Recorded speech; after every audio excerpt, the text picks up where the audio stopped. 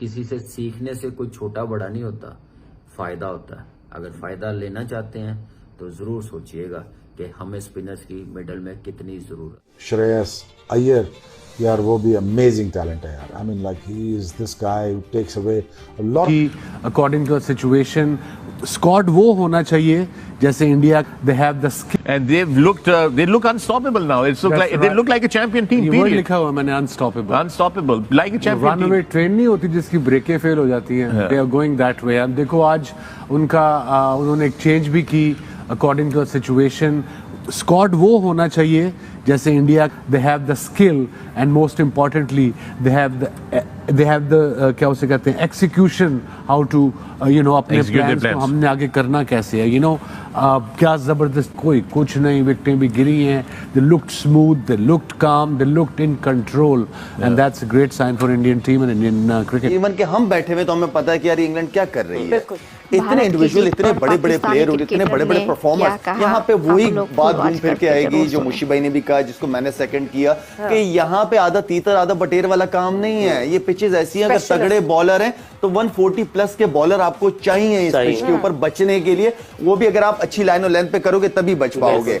Batting तो totally के individual इतने बड़े परफॉर्मर्स हैं, लेकिन यहाँ पे खेले हुए भी हैं उनके लड़के। इतनी क्रिकेट उन्होंने खेली हुई है, इतनी प्रैक्टिसेस उन्होंने की हुई है, सारा कुछ किया।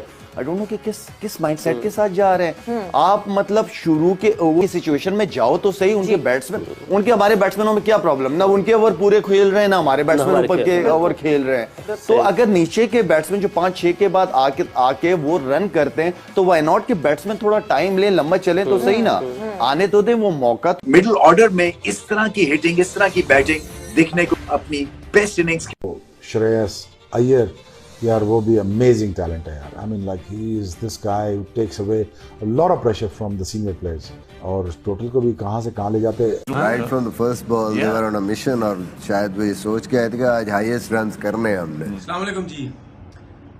इंग्लैंड के लिए कुछ बोलना चाहता हूँ। ये जो इंडिया की सीरीज चल रही है, इससे पहले कोई पता नहीं 8-9 सीरीज हो चुकी हैं, उसमें सिर्फ 3 सीरीज जीता है, जिसमें से 2 जो है वो 3 सीरीज, जिसमें से एक जो न्यूजीलैंड के अगेंस्ट जीता है जो बड़ी टीम थी, बाकी एक आयरलैंड के अगेंस्ट जीता है और बाकी दूसरी जो है वो बांग्लादेश के अगेंस्ट जीता है।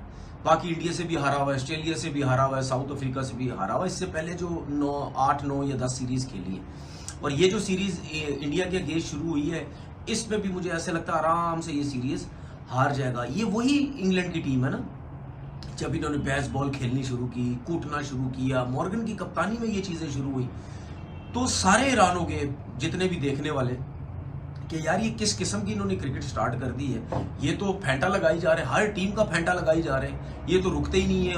ओपनर आता है वो मारता है, उसके बाद 7वें नंबर तक कूटते रहते हैं, मारते ही रहते हैं। एकदम से इन्होंने जो क्रिकेट चेंज की तो दूसरी टीम को नहीं समझ आई कि यार अब हम इनके ऊपर वर्किंग किस तरीके से करें। ये तो हर किसी को मार रहे हैं, और यही इन्होंने स्टाइल जो टेस्ट क्रिकेट में रखा, और स्टिल अभी भी रखा हुआ, ऐसा नहीं है कि नहीं रखा हुआ।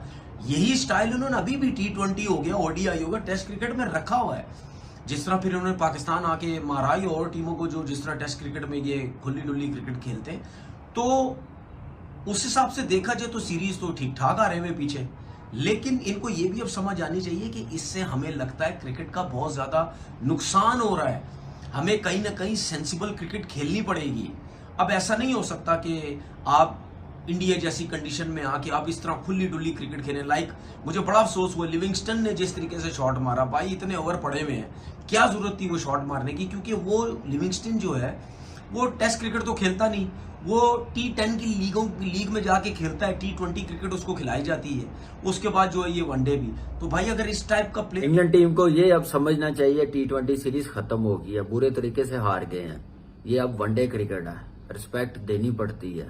आप एक टाइप की क्रिकेट नहीं खेल सकते हर फॉर्मेट में, गजके चलाने हर फॉर्मेट में नहीं चल सकते। T20 की हद तक चल जाते हैं, लेकिन वनडे में थोड़ा सा टाइम लेना पड़ता है, रिस्पेक्ट देनी पड़ती है, जिम्मेदारी लेनी पड़ती है, पार्टनरशिप लगानी पड़ती है। इतना बड़ा सिस्टम, इतने बड़े कोच, इतने बड़े प्लेयर्स खेल रहे हो, तो आप इस टाइप की बैटिंग करें तो फिर आप ऐसी टीमों के खिलाफ नहीं जीत सकते जो नंबर 1 टीमें हो, जिनके पास क्वालिटी बॉलिंग हो।